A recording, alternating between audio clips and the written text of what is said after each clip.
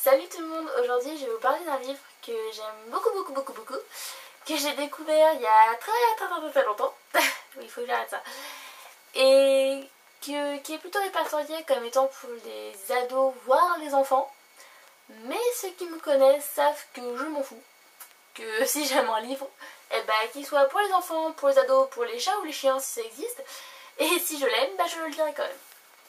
Donc il s'agit des Colombes du Roi Soleil de Anne-Marie Despladuc. Donc ça c'est le tome 1, il faut savoir qu'il y a à peu près 13 ou 14 tomes. Donc celui-ci c'est le premier, c'est un petit peu entre guillemets l'exposition.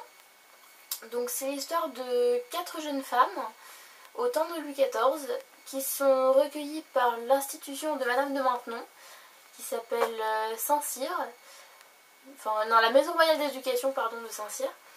Et en fait cette école, je pense qu'on peut appeler ça comme ça, même si certaines personnes verraient ça plutôt comme un couvent, comme c'est mignon. Donc je m'embrouille, je recommence, c'est parti. Donc en fait dans cette maison, les jeunes filles sont accueillies à partir du moment où leurs parents se sont ruinés à la guerre pour servir le roi. Comme quoi il est cool quand même, attendez.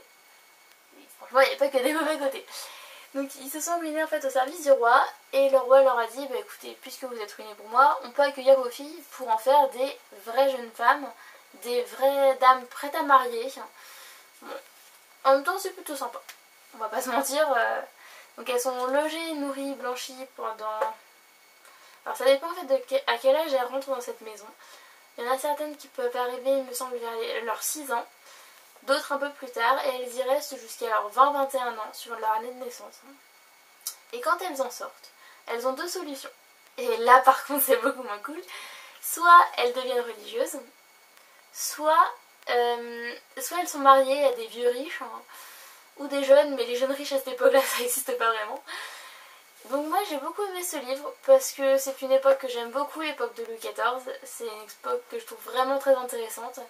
En plus Anne-Marie Despladuc le traduit très bien dans son livre, c'est assez facile à comprendre, on comprend beaucoup de choses sur l'époque, sur la manière de vivre, sur la manière d'éduquer les jeunes filles, sur les préceptes d'éducation aussi, qui sont complètement différents de notre époque, à 1000 lieues de là.